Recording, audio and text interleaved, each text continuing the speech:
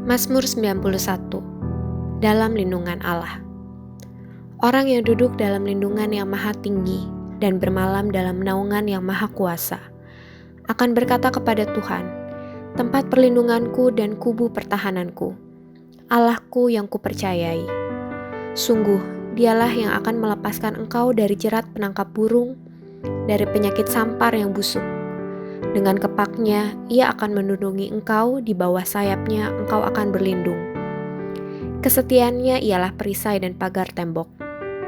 Engkau tak usah takut terhadap kedahsyatan malam, terhadap panah yang terbang di waktu siang, terhadap penyakit sampar yang berjalan di dalam gelap, terhadap penyakit menular yang mengamuk di waktu petang. Walau 1.000 orang rebah di sisimu dan 10.000 di sebelah kananmu, tetapi itu tidak akan menimpamu. Engkau hanya menontonnya dengan matamu sendiri dan melihat pembalasan terhadap orang-orang fasik. Sebab Tuhan ialah tempat perlindunganmu, yang maha tinggi telah kau buat tempat perteduhanmu. Malapetaka tidak akan menimpa kamu, dan tulah tidak akan mendekat kepada kemahmu. Sebab malaikat-malaikatnya akan diperintahkannya kepadamu untuk menjaga engkau di segala jalanmu. Mereka akan menatang engkau di atas tangannya, supaya kakimu jangan terantuk kepada batu.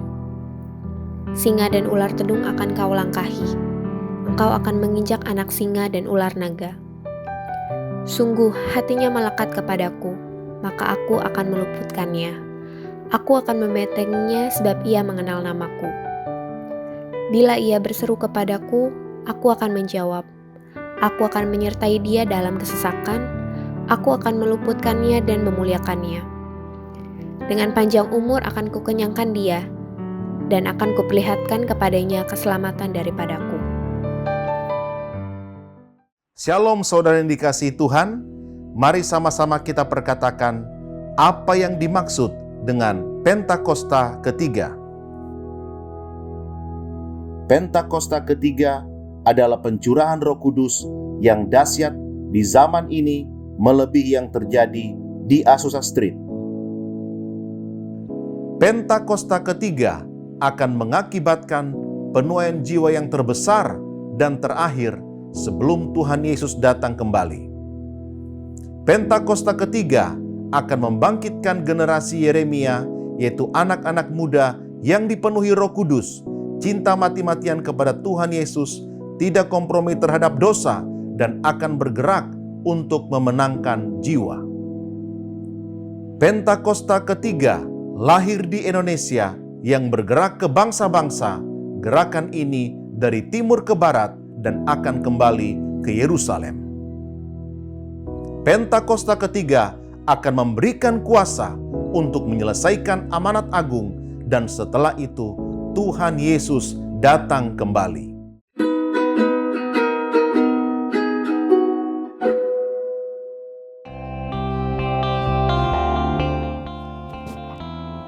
Shalom jemaat yang terkasih, Tuhan Yesus tidak pernah berhenti menyatakan pertolongannya yang dahsyat dalam setiap kehidupan orang percaya. Mujizat dan intervensi ilahi tersedia bagi Anda dan saya. Mari kita datang mendekat kepadanya dalam ibadah online pada hari ini. Persiapkan hati kita untuk masuk ke dalam hadirat-Nya dan pastikan setiap perangkat pendukung yang Anda gunakan dapat terkoneksi untuk kita siap menerima lawatan Allah dan berkat firman Tuhan pada pagi hari ini. Selamat beribadah. Tuhan Yesus memberkati.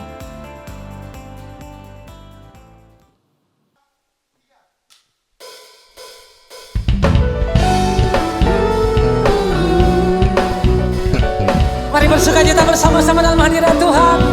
Saya percaya bahwa sukacita dari Tuhan menjadi bagian kita masing-masing. Haleluya.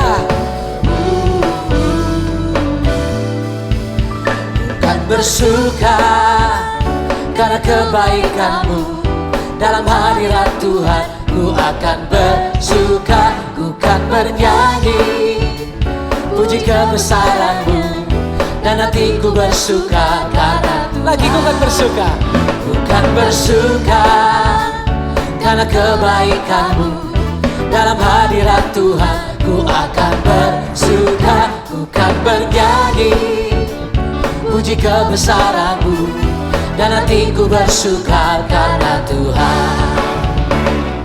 Rahmat yang baru bagiku setiap hari. Anugerahnya limpah bagiku.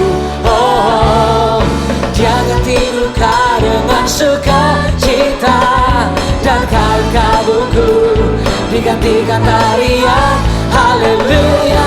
Lagi katakan rahmatnya baru. Oh, rahmatnya baru bagiku setiap hari. Anugerahnya limpah bagiku.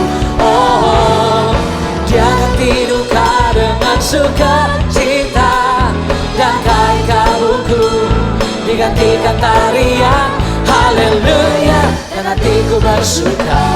Tepuk tangan yang terbaik buat Allah kita. Amin. Sama-sama ku kan bersuka. Bersuka karena kebaikan-Mu. Amin. Dalam hadirat Tuhan ku akan bersuka, ku kan bernyanyi puji kebesaran-Mu, dan hatiku bersuka. Ayo angkat suaramu lagi, sama-sama katakan. Kan bersuka karena kebaikan-Mu. Dalam hadirat Tuhan ku akan bersuka, ku kan bernyanyi puji kebesaran-Mu, dan hatiku bersuka. Mari sama-sama. Rahmatnya baru bagiku setiap hari. Anugerahnya bagiku. Oh, jangan tidurkan dengan sukacita, dan kain kabungku digantikan tarian haleluya. Sekali lagi, rahmatnya baru bagiku setiap hari. Anugerahnya oh, jangan tidurkan dengan sukacita, dan kain kabungku digantikan tarian haleluya. Mari jemaat Tuhan, angkat suaramu, sama-sama katakan rahmatnya baru. Rahmatnya baru. Angkat suaramu lebih baik lagi bagi Dia. Anugerahnya limpah. Jangan tidurkan dengan sukacita, dan kain kabungku digantikan tarian haleluya. Sekali lagi, rahmatnya baru oh, bagiku setiap hari. Anugerahnya limpah bagiku. Oh, jangan tidurkan dengan sukacita, dan kain kabungku digantikan tarian haleluya, dan hatiku bersuka. Haleluya, haleluya, dan hatiku bersuka. Haleluya, haleluya, dan hatiku bersuka.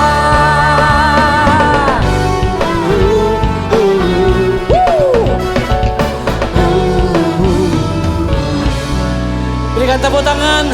Sukacita memenuhi gereja-Mu. Sukacita-Mu memenuhi setiap kami, Tuhan. Kami mau datang di hadapan Tuhan, bawa segala penyembahan kami. Bapak Ibu Saudara, mari datang dengan ucapan syukur di hadapan Tuhan. Apapun keadaan yang sedang kau lewati hari ini, apapun situasi yang sedang kau jalani lalui hari-hari ini, mari nyatakan dengan cinta di hadapan Tuhan bahwa Engkau segalanya dalam hidup kami. Tidak ada yang dapat memisahkan kami dari kasih-Mu ya Tuhan. Entahkah itu penderitaan, entahkah itu tantangan, entahkah itu sakit penyakit atau kesulitan apapun. Kami mau janji di hadapan-Mu tidak akan pernah menjauhkan kami dari kasih-Mu. Terima kasih Tuhan. Thank you Lord. Thank you Jesus.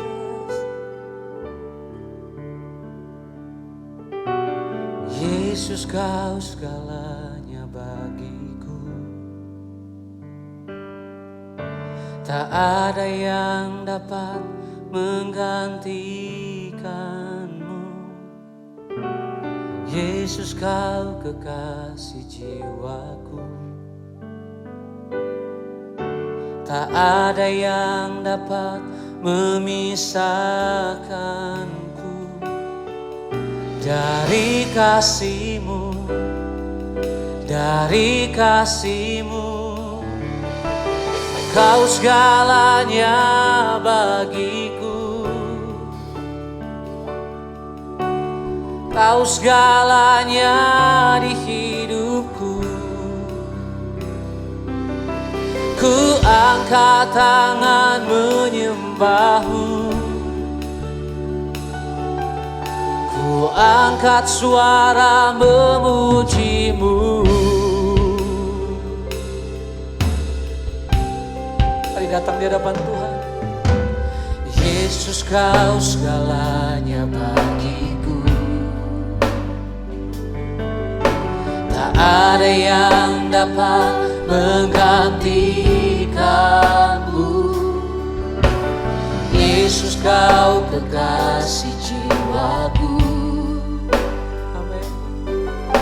Tak ada yang dapat memisahkanku dari kasih-Mu, dari kasih-Mu. Kau segalanya, Kau segalanya bagiku. Kami nyatakan dari hati kami, Tuhan, Kau segalanya di hidupku. Ku angkat tangan menyembahmu.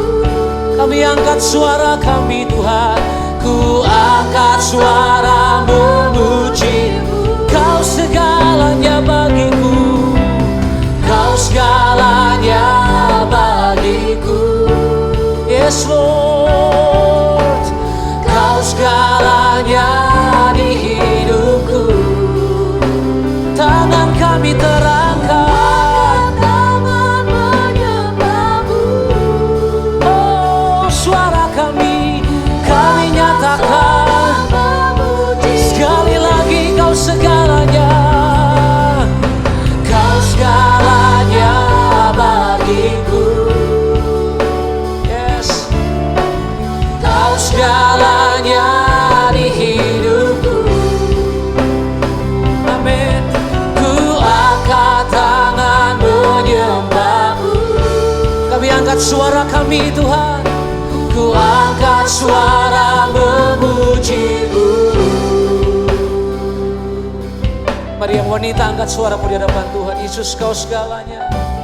Yesus, Kau segalanya bagiku. Kasih-Mu. Tak ada yang dapat mengganti. Mari gantian yang pria katakan Yesus. Yesus, Kau segalanya bagiku. Tak ada yang dapat memisahkanku dari kasih-Mu, dari kasih-Mu. Sama-sama katakan, Kau segalanya Bagiku, Kau segalanya di hidupku. Kau segalanya di hidupku. Ku angkat tangan menyembahmu, ku angkat suara memujimu, ku angkat suara sekali lagi. Kau segalanya, Kau segalanya bagiku. Mari nyatakan di hadapan Tuhan, Kau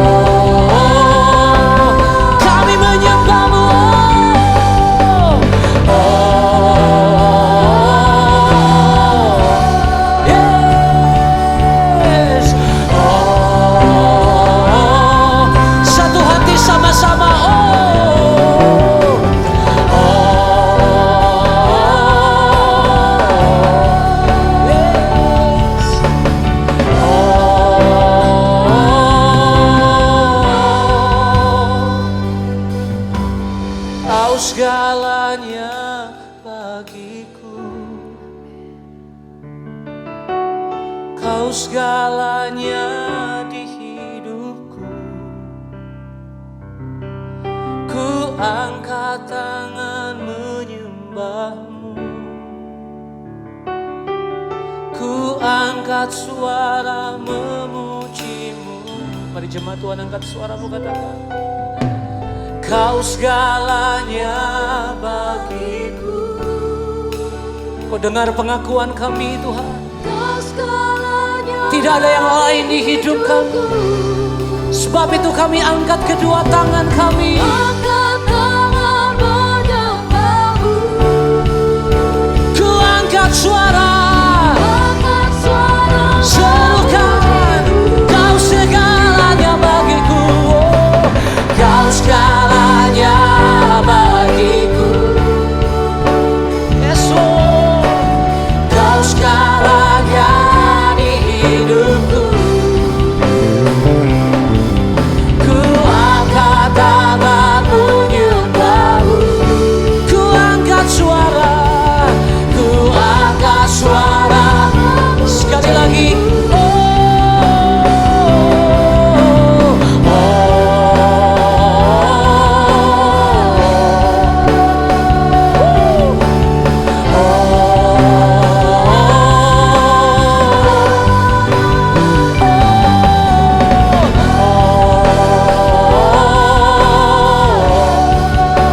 Amin.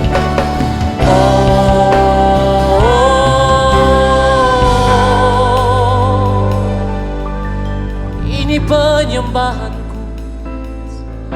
Ini pengakuan dari hati kami Tuhan. Tidak ada yang dapat memisahkan kami dari kasih-Mu.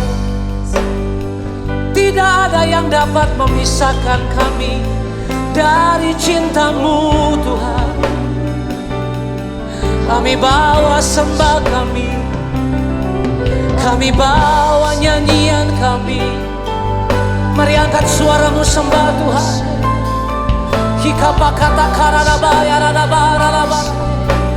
Mari naikkan penyembahanmu dari hati yang mengasihi Tuhan. Yes, Lord. Kami mengasihi-Mu. Kami mencintai-Mu. Tuhan, ku datang menyembah-Mu dengan segenap hati, dengan segenap kekuatan. Lord, we worship you, we worship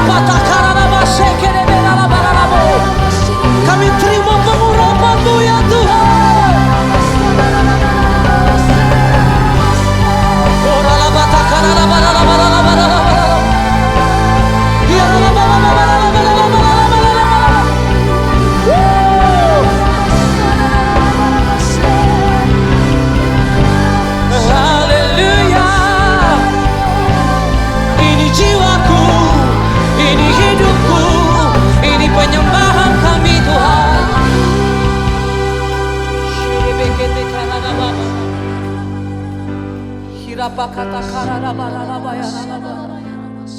Kiara bashata karada bata karada ba. Mari angkat penyembahanmu dengan bahasamu di hadapan Tuhan. Oh rala bashata karada barada ba. Uria bakara ba.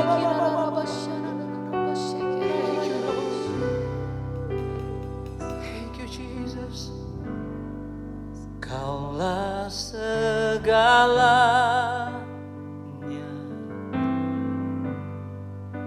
di dalam hidupku,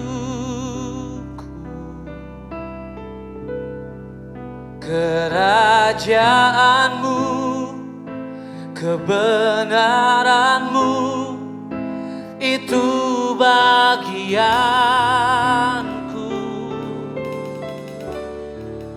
Kaulah yang kupandang selama hidupku. Mari nyatakan mengasihimu, memuliakanmu, Bapa dan Raja. Lagi sama-sama, kaulah segalanya, kaulah segalanya. Amin. Di dalam hidupku,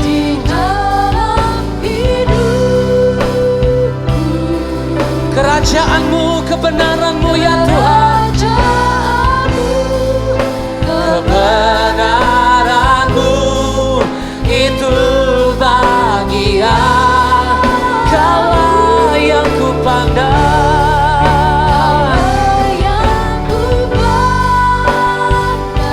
selama hidupku, selama hidup.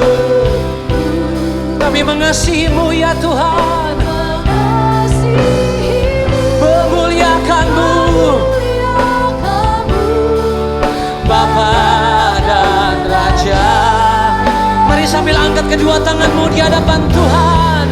Kaulah segalanya.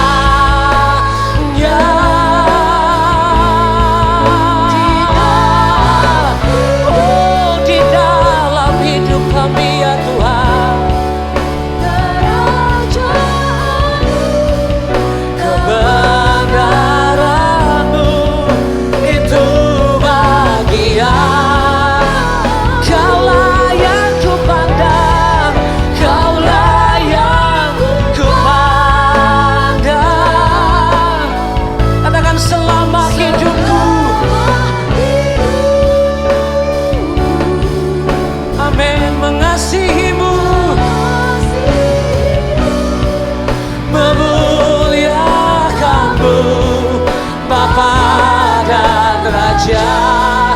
Mari nyatakan mengasihimu Tuhan, mengasihimu,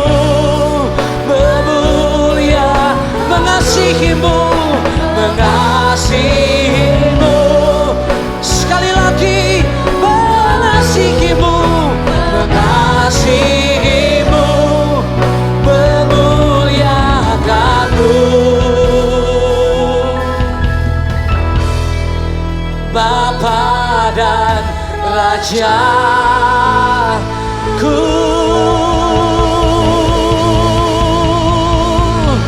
Berikan tepuk tangan sorak-sorai bagi Allah kita. Engkaulah segalanya dalam hidup kami ya Tuhan. Tidak ada yang lain. Kami mengasihi Engkau, kami memuliakan nama-Mu. Kami tahu kerajaan-Mu datang atas kami. Kemuliaan Tuhan memenuhi setiap kami ya Tuhan. Dan hati kami terbuka. Kami siap untuk mendengarkan suara-Mu. Mari berbicara Engkau buat setiap kami Tuhan. Tegur kami, nasihati kami, bangun kami, kuatkan kami dengan kebenaran firman-Mu. Dan aku percaya firman-Mu berkuasa memulihkan, menyembuhkan, dan memberkati kami. Demi nama Yesus kami sambut firman-Mu. Yang siap dengarkan firman Tuhan sama-sama katakan amin. Amin. Shalom sahabat GBI Kebon Siri MNC. yang dikasih oleh Tuhan.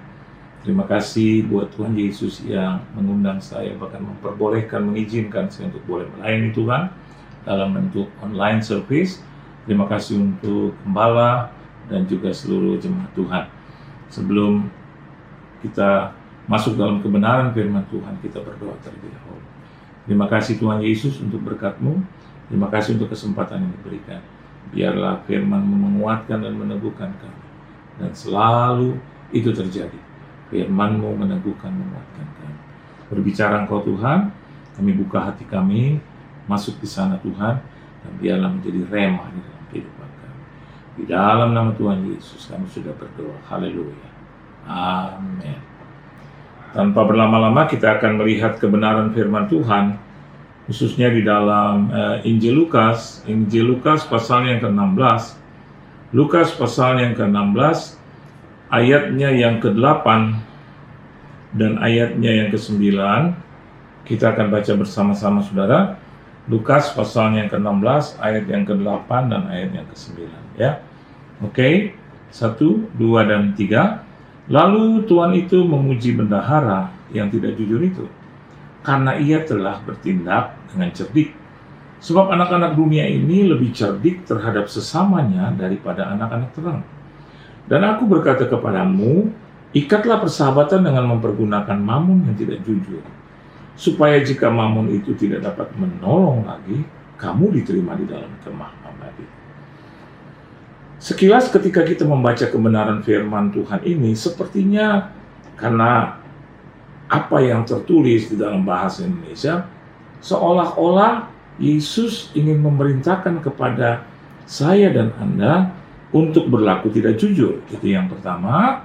Dan yang kedua yang saya boleh lihat di sini, bahwa persahabatan itu tidak memandang satu halangan apapun. Kita boleh bersahabat dengan siapa saja, bahkan dengan apa saja, saudara. Bahkan kalau kita perhatikan lagi di dalam terjemahan ini, supaya jika mamun itu tidak dapat menolong lagi, kamu diterima di dalam kemah abadi. Seolah-olah bahwa kerajaan sorga itu adalah tempat terakhir di mana saya dan Anda bisa berlindung di dalamnya, mendapatkan pertolongan. Tetapi kalau kita memiliki satu pemahaman yang baik, hikmat yang datangnya daripada Tuhan, bahkan satu pengertian tentang Kristus itu sendiri, maka lenyaplah apa yang tadi saya katakan. Kenapa saya katakan demikian? Kalau Anda membaca kebenaran firman Tuhan, membaca suratan Tuhan terhadap kita, kita tahu bahwa Tuhan itu baik, sungguh baik, sangat-sangat baik.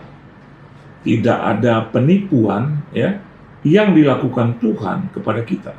Bahkan tidak ada kejahatan yang Tuhan rancangkan dalam kehidupan saya dan Anda. Saya katakan demikian karena seringkali di dalam kekristenan kita mencari bukti-bukti atau kita mencari hal-hal, khususnya kebenaran firman Tuhan untuk berlindung.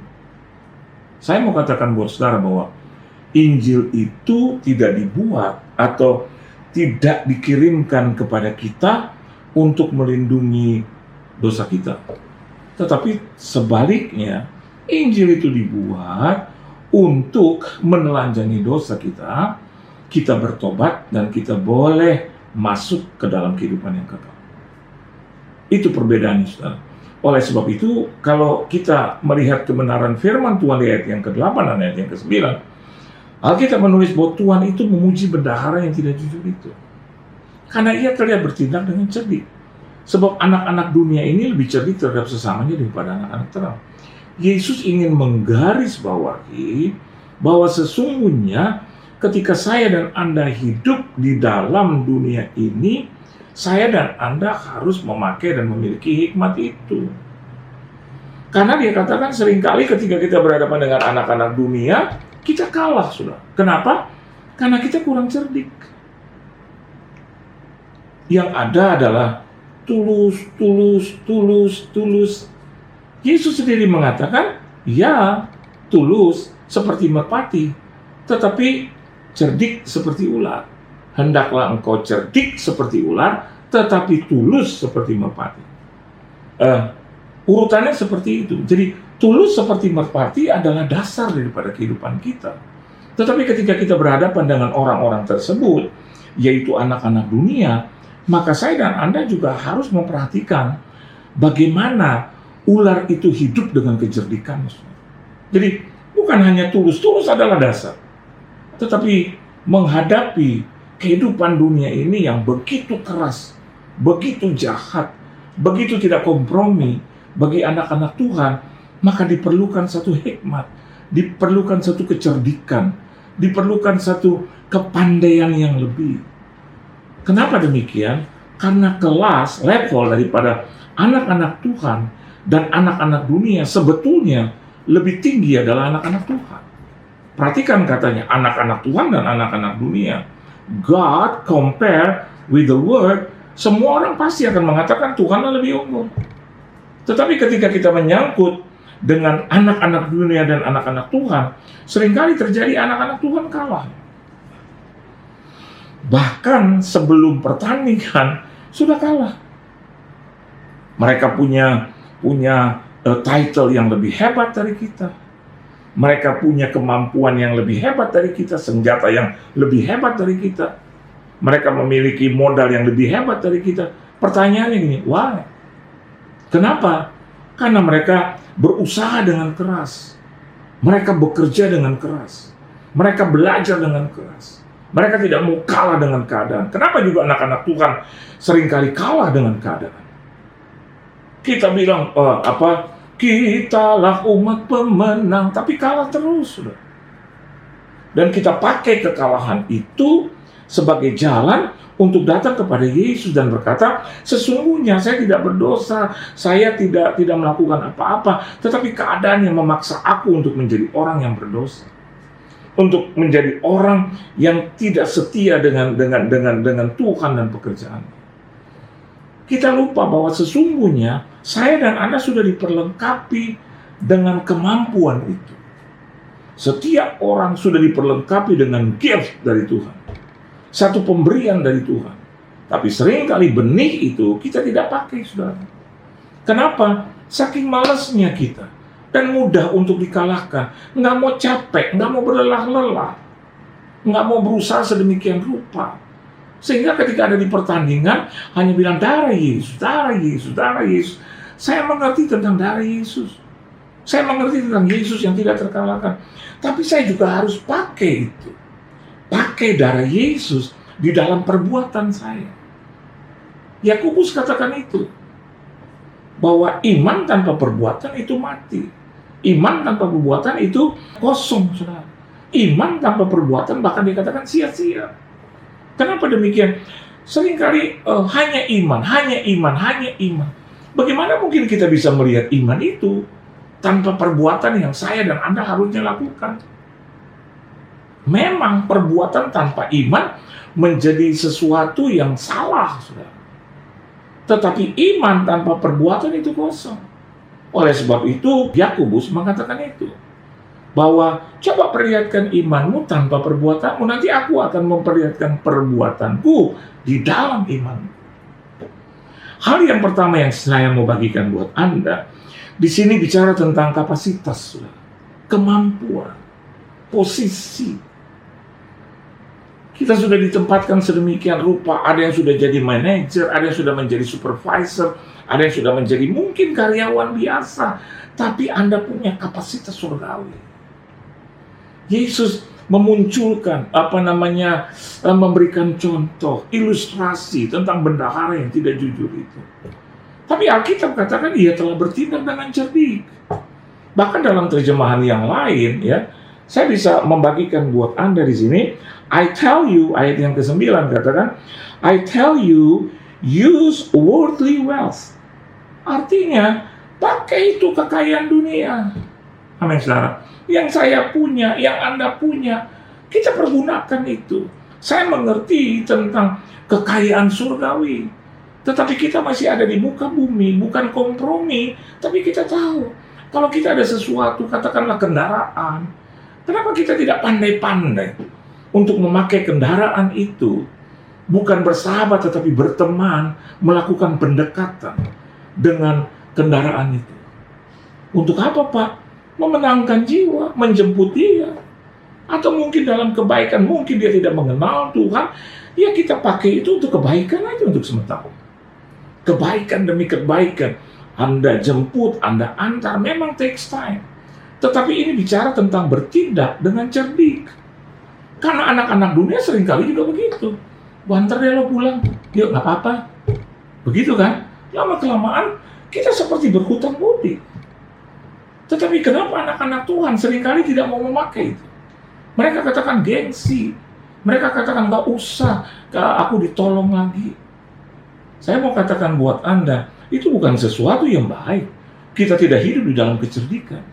Kita tahu bahwa orang ini adalah pribadi yang katakanlah membutuhkan kita. Kenapa kita juga nggak tanam juga kebaikan? Dan kita suka bilang, iya Pak, kebaikan itu kan tanpa pamrih, betul. Tapi di sisi lain, tanpa pamrih Tuhan lihat itu semua. Tetapi ketika engkau mempergunakannya untuk manusia, Alkitab katakan worldly wealth, ya kekayaan dunia, kita pakai. Akhirnya ketika Anda kesusahan, ada pertolongan di situ. Ada naik jabatan di situ. Kita tahu bahwa kita memiliki manajer, kita memiliki supervisor, kita memiliki pimpinan, kita memiliki director. Kenapa kita nggak pakai hikmat yang datangnya dari Tuhan? Katanya anak Tuhan, katanya orang yang dipilih, dijadikan, ya, dipanggil sedemikian rupa. Tetapi kenapa hidupnya juga berantakan?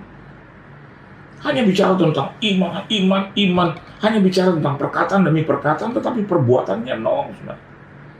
Sehingga orang-orang bilang, bodoh ya.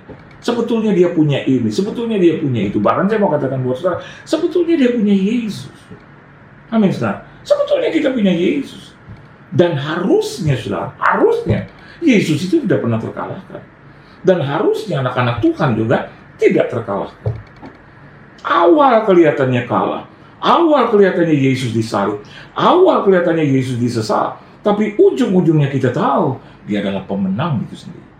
Dan kalau saya dan Anda diadopsi atau diangkat menjadi anak-anaknya, kita adalah orang-orang yang menang. Ini bicara tentang kapasitas. Kapasitas yang Tuhan berikan kepada kita. Kapasitas yang Tuhan anugerahkan kepada kita. Anda punya kepandaian, pakai itu. Anda punya kemampuan, pakai itu. Anda punya harta, pakai itu. Bergaul, berteman. Tetapi ketika Anda bersahabat, Anda tahu Anda adalah sahabat Tuhan. Ya, Anda bergaul dengan dia, tetapi Anda tidak terkontaminasi dengan dosa dan kesalahannya. Tetapi kita pakai mamon, kita pakai worldly wealth, kita pakai kekayaan materi dunia ini untuk mempermuliakan Tuhan. Oleh sebab itu Yesus katakan, kenapa ya anak-anak dunia lebih cerdik terhadap sesamanya daripada anak-anak terang? Bendahara ini dikatakan oleh Yesus ya, bahwa Tuhan itu tahu bahwa bendaharanya ini menghambur-hamburkan. Ya, kita bisa baca itu di dalam kebenaran firman Tuhan. Ayat yang kedua, ia memanggil bendahara itu dan berkata kepadanya, apa yang kudengar tentang engkau? Berilah pertanggungjawab atas urusanmu, sebab engkau tidak boleh lagi bekerja sebagai bendahara. Ketika Tuhan itu berkata, ya, bertanya, apa yang kudengar tentang engkau? Berikan pertanggungjawab. Nah, seringkali kita tidak bisa mempertanggungjawabkan apa yang kita sudah lakukan itu. Tetapi bendahara itu dengan cerdik berkata, apakah yang harus kau perbuat? Tuanku memecat aku dari jabatanku sebagai bendahara. Menyangkul aku tidak dapat, mengemis aku malu. Tapi ayat yang keempat dia katakan, aku tahu apa yang akan aku perbuat. Berarti he knew about his capacity. Sebagai seorang bendahara, dia tahu dia pegang uang itu. Sebagai bendahara, dia tahu bahwa dia punya kuasa atas uang. Hari ini saya mau katakan buat saudara, sebagai apapun profesi, Anda harus tahu, Anda pegang peranan itu.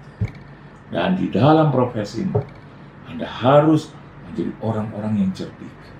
Cerdiklah seperti ular, tapi tetap tulus seperti merpati. Kemarin ketika terjadi PSBB, ya, kita di rumah saja, ya. Saya juga menjalin pertemanan dengan banyak orang. Ya, sambil kita berdoa, kita beriman. Dan apa yang saya lakukan di masa lalu, itu menjadi kenyataan di masa pandemi. Orang-orang mengirimkan makanan, orang-orang mengirimkan bantuan. Saya mau katakan buat saudara, di dalam Tuhan, kecerdikan itu perlu. Kapasitasmu itu mempengaruhi apa yang kau dapat. Dan yang berikut, saudara, saya akan melihatnya di dalam Lukas pasal yang ke-16 tetap, ya, di ayatnya yang berikut, yaitu ayat yang ke-5, 6, ya, dan yang ke-7.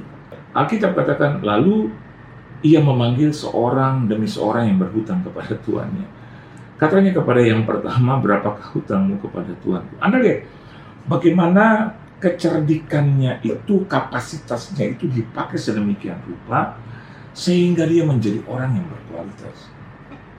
Ya, he has a quality in his job. Kualitasnya terlihat. Apa yang dia lakukan? Dia tanya kepada orang-orang yang berhutang kepada tuannya. Lihat, hikmatnya jalan, kualitas atau sesuatu yang apa namanya, yang utuh, sesuatu yang solid itu terlihat. Dan biasanya orang-orang yang tertekan, orang-orang yang ada di dalam satu persoalan yang rumit, harusnya yang keluar adalah kualitas. Kualitas sebagai anak-anak Tuhan. Ya, kita punya Tuhan yang hidup, kita punya Tuhan yang hebat, kita punya Tuhan yang berkualitas. Kenapa anak-anaknya juga tidak berkualitas? Kapasitasnya ada, kualitasnya juga harus ada. Bukan ketika ada di dalam persoalan dan masalah tertutup itu. Mata tertutup, telinga tertutup, hati tertutup, pikiran tertutup. Kualitasmu, kualitas saya adalah kualitas sang juara. Yesus adalah sang juara. Yesus adalah penebus yang sempurna. Dia Allah yang maha di atas segala maha. Kualitasnya sudah teruji. Tapi kenapa kita menjadi orang-orang yang kalah? Yang tadi saya katakan, orang-orang yang lemah. Orang-orang yang tidak bisa menghadapi musuh yang memang menjadi alasan kuat bagi Tuhan untuk memperhadapkan mereka kepada kita. Anda lihat bagaimana Daud itu diperhadapkan dengan Goliat. Tuhan tahu bahwa Daud itu adalah pribadi yang secara tinggi, secara berat badan, bahkan secara kualitas di mata orang-orang pada saat itu ya kalah segalanya. Tapi saya mau katakan buat saudara, hari ini kan Injil ada di depan kita. Hari ini Alkitab ada di depan kita. Kita belajar tentang Tuhan yang berkualitas. Orang-orang yang dipilihnya, tokoh-tokoh yang dipilihnya adalah tokoh-tokoh yang berkualitas. Dan kita bisa melihat bagaimana seorang Daud mengeluarkan segala bentuk kekuatannya. Bahkan di situ kita bisa melihat tarikan atau lemparan dari senjata yang dipergunakan oleh Daud itu tidak perlu 5, 6, 7 kali. Tapi cukup 1 kali. Orang yang berkualitas hanya perlu melakukan sesuatu yang berkualitas juga untuk menghancurkan musuh-musuhnya. Kenapa kita harus berputar-putar? Sehingga akhirnya kita menjadi orang yang seringkali diejek oleh orang lain. Seringkali direndahkan oleh orang lain. Kenapa? Kita tidak mempertontonkan kualitas yang sesungguhnya di dalam hidup ini. Kita berkompromi dengan mereka, kita berkompromi dengan dosa, kita berkompromi dengan hal-hal yang tidak disukai oleh Tuhan. Bagaimana mungkin kita bisa atau Tuhan memberikan kualitas yang hebat di dalam kehidupan orang percaya? Kalau di dalam tindakannya, kalau dalam perbuatannya, ada dalam situasi kalah, dan kalah. Ada banyak orang Kristen berhutang. Ada banyak orang Kristen hidup di bawah garis kemiskinan. Saya mau katakan buat Anda, itu adalah hal yang biasa. Itu bukan sesuatu yang berdosa sekali ketika saya dan Anda hidup dalam kemiskinan. Tapi saya mau katakan, kita lahir miskin itu biasa. Saudara. Halo, betul? Kita lahir miskin itu bukan sesuatu yang dosa. Karena kita lahir dari seorang bapak atau seorang ibu mungkin yang katakanlah susah, miskin. Tetapi kalau kita mati pun miskin, atau kita mati melarat, saya mau katakan buat saudara, itu nggak normal. Ada kesempatan di dalam kehidupan, ada kesempatan untuk memperbaiki. Ya kalau lahir miskin, mati juga miskin. Memang mati tidak membawa apa-apa dalam kiasannya, betul sudah. Kita tidak membawa apa-apa. Tetapi setidaknya ketika kita lahir miskin, kita kenal Yesus sebagai juru selamat, kita mengakui, kita bertobat, kita mengikuti Dia. Masakan Tuhan tidak memberkati kita? Kalau ada orang mati pun miskin, saya mau berkata, mungkin dia berjudi, mungkin dia main perempuan, mungkin dia narkoba, mungkin dia melakukan hal-hal yang mendukakan hati Tuhan, sehingga akhirnya dia nggak punya apa-apa. Kalau saya mati satu saat, setidaknya saya sudah memberkati anak-anak, saya sudah memberkati istri, saya sudah memberkati seluruh keluarga besar. Kenapa? Karena Tuhanku Tuhan yang kaya. Mungkin kita ada dalam keadaan hutang. Saya mau katakan buat saudara, ada banyak juga orang yang berhutang. Tetapi Alkitab juga katakan, bayarlah hutangmu. Kan begitu. Tapi sampai mati nggak bisa bayar hutangnya. Saya mau katakan buat saudara, kehidupan yang seperti apa? Kehidupan yang tidak berkualitas. Dan ketika ada di dalam pandemik ini, saya melihat juga Tuhan memberkati saya dengan hal-hal yang berkualitas. Makanan tetap yang berkualitas. Bukan makanan yang apa adanya. Ya, tidak harus mahal, saudara. Tetapi berkualitas. Ada buah-buahan di situ, ya. Kalau kita pilih, ada banyak buah-buahan juga yang berkualitas. Bukan hanya sekedar mahal. Ada makanan di situ yang berkualitas, ya kan? 4 sehat, 5 sempurna, betul nggak? Tapi kalau kita menginginkan yang lain, akhirnya kita berhutang, maka itu adalah kesalahan kita sendiri. Yesus katakan, berkat sehari cukuplah sehari. Kesusahan sehari juga cukuplah sehari. Karena Tuhan akan memberkati kita tiap-tiap hari. Bahkan ketika kita masih tidur pun, dalam keadaan tidur pun Dia memberkati kita. Betapa berkualitas Tuhan kita. Dan yang terakhir, yang ketiga, yang saya mau sampaikan buat saudara, itu ada di ayat yang ke-6 dan ayat yang ke-7. Ayat yang ke-6 katakan, jawab orang itu 100 tempayan minyak. Lalu katanya kepada orang itu, inilah surat utang, duduklah. Dan buat surat utang lain sekarang juga, 50 tempayan. Ayat yang ke-7, kemudian dia berkata kepada yang kedua, dan berapakah hutang? Jawab orang itu, 100 pikul gandum. Katanya kepada orang itu, inilah surat utangmu. Buatlah surat utang lain, 80 pikul.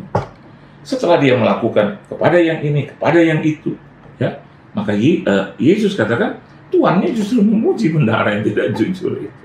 Karena ia telah bertindak dengan cerdik. Ada apa di balik ayat ini? Jadi dia lakukan tidak hanya sekali.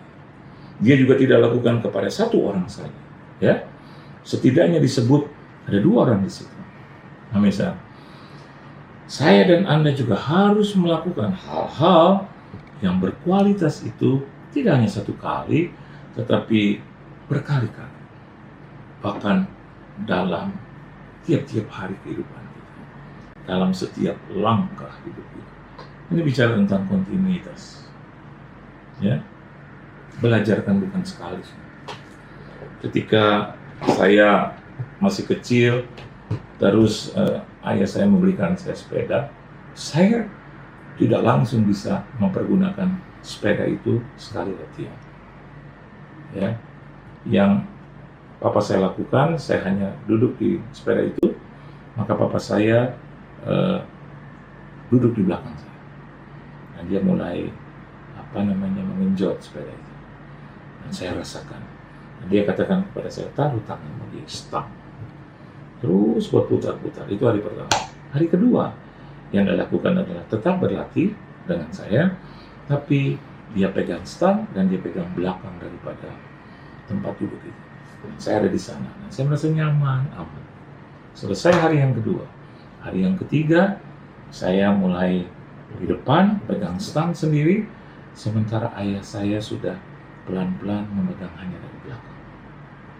Hari keempat, ketiga selesai, hari keempat, dia memegang pelan-pelan, saya menggenjot, dan tiba-tiba perlahan tapi pasti, dia sudah membuka tangannya untuk melepaskan sepeda itu. Dan saya berjalan sendiri. Tapi ketika saya lihat ke belakang, papa saya tidak memegang sepeda itu lagi, saya hampir terjatuh. dan papa saya memegang itu. Memegang sepeda itu lagi supaya saya tidak terjatuh. Itu yang dilakukan berulang-ulang. Hari kelima, hari keenam, hari ketujuh sama, hanya memegang belakang sepeda. Sehingga akhirnya di hari ketujuh saya bisa mengemudikan sepeda itu dengan baik. Kuncinya apa, Ustaz? Apa yang ingin saya bagikan kepada Anda selain kapasitas, kualitas? Ini bicara tentang kontinuitas. Berulang-ulang, berkali-kali, terus-menerus. Jangan capek dengan kegagalan. Jangan menyerah dengan penderitaan. Jangan mundur karena persoalan. Terus maju, terus maju, terus maju. Sampai kapan Tuhan? Sampai kapan Pak? Sampai Engkau memperoleh kemenangan. Kemenangan tidak bisa dihasilkan hanya dengan 1-2 kali perbuatan. Kualitas juga bukan ditunjukkan oleh seseorang hanya di dalam 1 kali kesempatan. Tidak. Tetapi dengan latihan demi latihan. Dengan kemauan untuk capek. Kemauan untuk bertekun. Bahkan kemauan untuk fight, untuk bergumul. Doa banyak yang bukan hanya 1-2 kali, tapi yang diulang-ulang, yang dilakukan terus-menerus sampai akhirnya mendapatkan jawaban. Tuhan Yesus memberkati saudara. Hiduplah di dalam kapasitas sebagai anak Tuhan, hiduplah dengan kualitas yang sudah Tuhan berikan kepada kita dan telah diuji dan Anda telah melatihnya dengan baik. Dan hiduplah di dalam kontinuitas, tidak pernah lelah, beribadah terus dan terus sampai Tuhan Yesus datang kali yang kedua. Jangan hentikan tindakan baik, jangan hentikan hal-hal yang baik yang Tuhan sudah berikan kepada kita. Tuhan Yesus memberkati saudara. Kita tunduk kepala kita, berdoa terima kasih Tuhan atas firman-Mu, dan biarlah jemaat-Mu dan kami semua boleh diberkati oleh kebenaran firman. Terus Engkau memberkati kami dengan perkataan, teguran, nasihat. Bahkan Engkau memberkati dengan firman-Mu yang selalu baru, selalu menguatkan kami.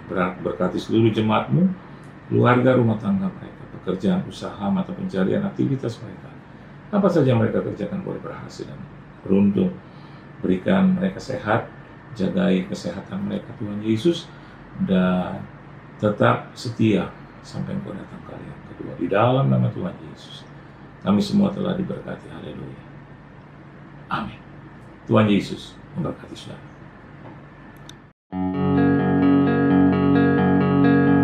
Terima kasih Anda telah mengikuti ibadah online pada hari ini. Kami mengajak Anda untuk berdoa, menyembah Tuhan, dan mendengar pesan firman Tuhan dalam acara Kul Menyembah via Zoom setiap hari Senin sampai Sabtu pukul 5 pagi. Untuk informasi meeting ID dan password Zoom, Anda dapat menghubungi via WhatsApp ke nomor berikut ini. Ibadah Minggu tetap dapat Anda ikuti secara online melalui YouTube channel GBI Kebon Sirih atau melalui aplikasi RCTI Plus. Anda dapat mengunduh aplikasi RCTI Plus di Apple Store atau Play Store. Untuk ibadah online minggu depan, pada hari Minggu, tanggal 18 April 2021, ibadah akan dimulai pukul 6 pagi. Pesan firman Tuhan akan disampaikan oleh Pastor Indri Gautama. Ibadah dapat dilihat setiap saat setelah waktu penayangan. Kami kembali mengajak Anda mengikuti GBI Kebon Sirih Wednesday Bible Wisdom pada hari Rabu, tanggal 14 April 2021, pukul 6 pagi.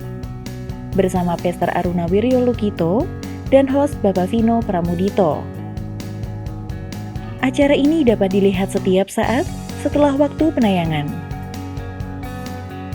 Kini, Anda dapat memberikan persembahan umum, syukur, dan perpuluhan melalui QR Code. Bagi jemaat yang rindu memberikan persembahan, dapat menggunakan dompet digital sebagai berikut.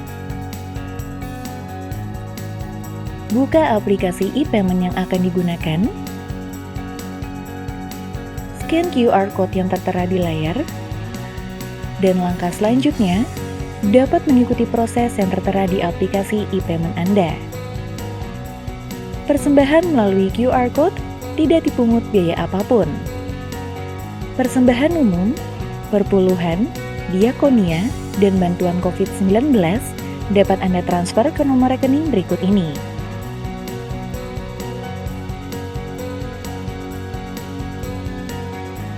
Untuk pelayanan baptisan, dapat mendaftarkan diri di nomor call center berikut ini.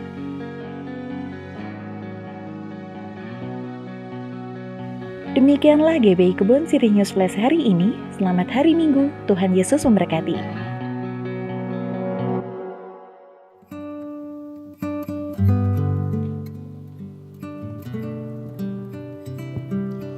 Mari Bapak Ibu jemaat yang dikasihi Tuhan, kita satukan hati kita berdoa.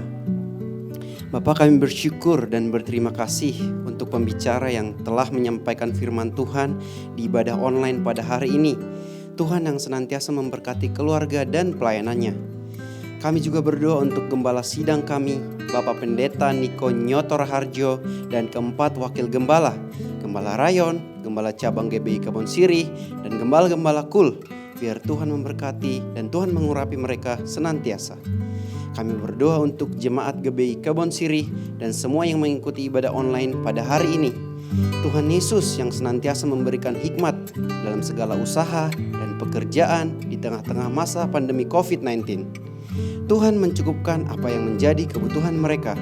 Kami juga berdoa bagi anak-anak muda, generasi Yeremia, agar Tuhan membangkitkan menjadi generasi terang bagi zaman ini.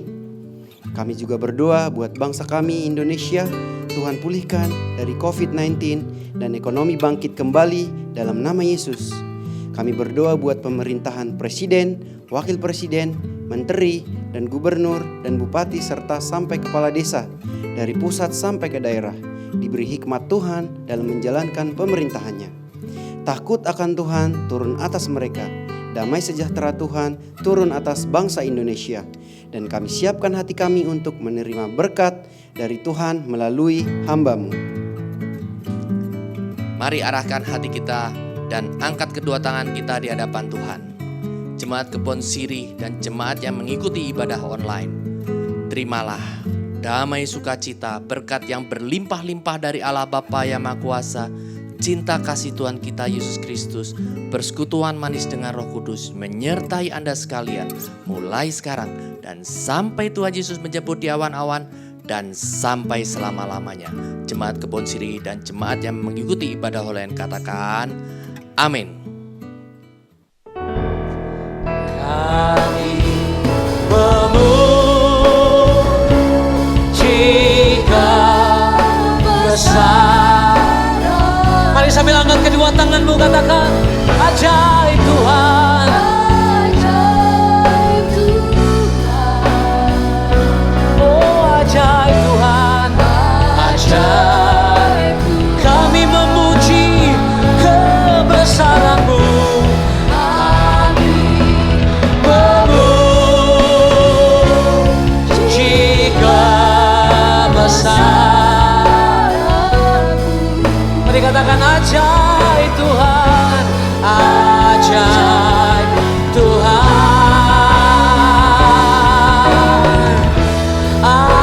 Ajaib Tuhan. Ajaib Engkau Tuhan. Ajaib Tuhan. Ajaib Tuhan.